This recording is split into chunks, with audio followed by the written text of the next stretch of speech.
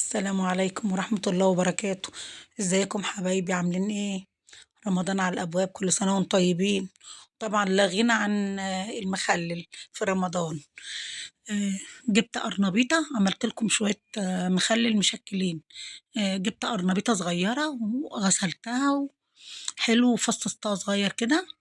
آه، وبعد كده حطيتها ببطرمان، حطيت عليها معلقة توم بشطة اللي هو بتاع المخلل. جبت شوية خل. بصي، كل كوباية مية بحط عليها معلقة ملح. فانت بتعملي كده بتعايري بالكوباية على حسب احتياجك. بس المية يا ريتها تكون مغلية عشان بعد كده ما تعملش ريم على وش المخلل. وحطيت فيها طبعا مع حبة الخل اللي انا حطيتهم حوالي ربع كوباية صغيرة، وقلبتهم كويس. حطيتهم في برطمان. البطرمان لازم يكون مجفف وناشف حلو، كل ده عشان ما يعملش ريم. وقفلت البرطمان حلو.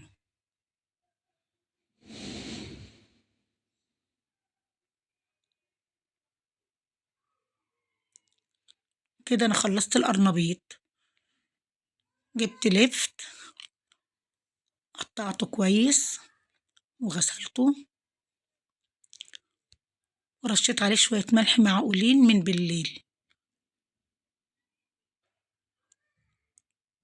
طبعا بتخليه لحد ما يتشرب الملح لحد تاني يوم.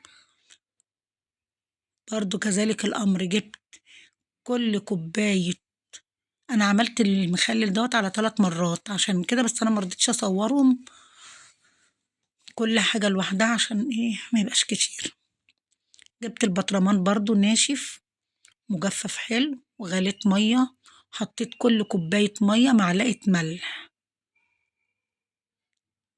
وحطيت فيها حتة بنجر. ما كترتش في البنجر عشان المرة اللي فاتت كان البنجر كتير، كان مخليه طلع أحمر أوي.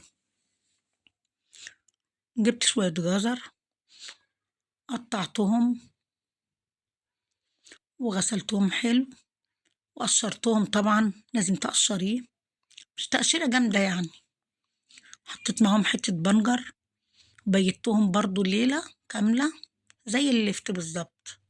صبحت تاني يوم حطيتهم في برطمان مجفف. أهم حاجة البطرمان يكون مجفف ناشف.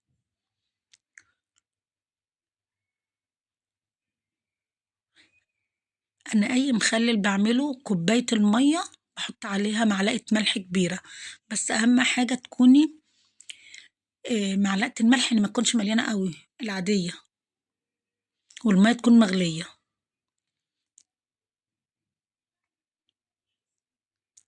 وبرضو بحط ربع كوباية خل، ربع كوباية صغيرة.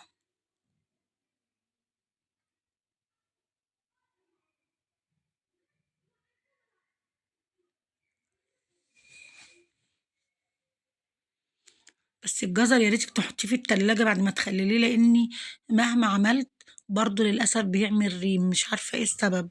لو حد عنده تجربة يا ريته يقولي. انما اللفت والقرنبيط ما عملش اي حاجة، بس ده لقيته هيعمل فخفت عليه، حطيته في التلاجة.